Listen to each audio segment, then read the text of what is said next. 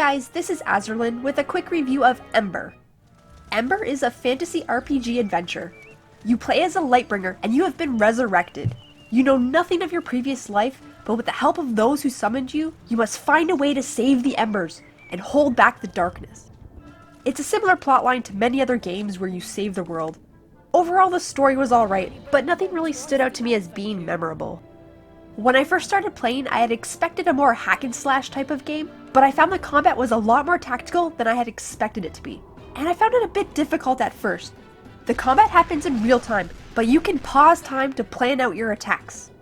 I wasn't a big fan of having to use the mouse to drag the skills and characters, and I would have preferred more hotkeys for targeting and controlling my party.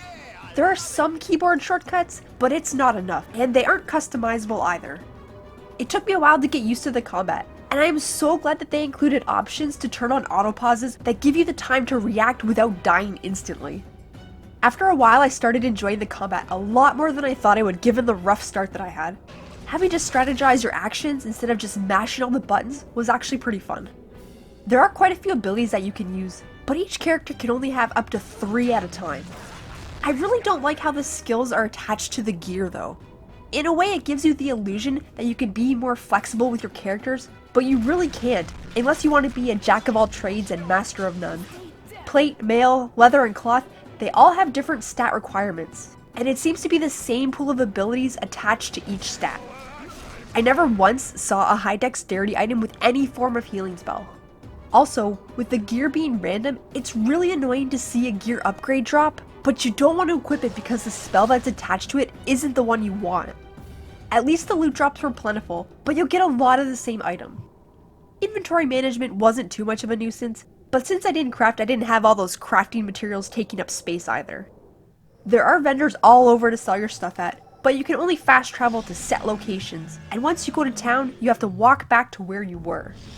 There is an in-depth crafting system where you can make food, potions, armor, weapons, and you can buy and discover different recipes, but there isn't really a reason to craft anything. I crafted some consumables just to try it out, but it wasn't necessary at all. Everything I needed was purchasable from the vendors, or found as loot drops, so as good as the crafting system was, it felt almost pointless. My biggest complaint about the game is all the downtime. Health and energy don't regen at all while you're out of combat, so after most fights, you either have to sleep or burn a whole bunch of consumables to replenish your energy. Another reason to sleep is to maintain your XP bonus, but to keep your bonus at the maximum, you have to advance the in-game time and then sleep. It's extremely annoying, and it really kills any momentum that you might have had. Even though there is fast travel, you will spend a great deal of time walking from one quest location to another. I also had a few crashes to desktop during my playthrough, but it was almost always while loading a previous save, and I don't recall losing any progress. The graphics are good and the game is aesthetically pleasing. The character animations also look nice. The characters do have some pathing issues though, and they would sometimes not go where you're trying to click them to go. The music and sound effects are good as well, and it was nice that the music changed based on the area, so it didn't get too repetitive.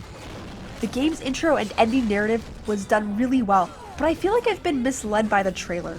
I thought there would be a lot more narrative during the rest of the game, but unfortunately there wasn't. The voice acting for some of the dialogue was mediocre, and I found it strange that only the first part of conversations was voice acted and not the rest of the same conversation. There are a good amount of side quests to do along with the main story. The game took me about 11 hours to complete, and I did do quite a few of the side quests. At first I was turned off by the combat in Ember since it wasn't what I had expected it to be, and it wound up being the most enjoyable part. There are several things I would have liked to change about the game, and it's by no means perfect, but the game is priced appropriately for the content, and it's a decent pickup despite the annoyances. I hope this review has helped you. If you enjoyed it, please like, subscribe, and post your feedback in the comments below. Thanks everyone, and have a wonderful day.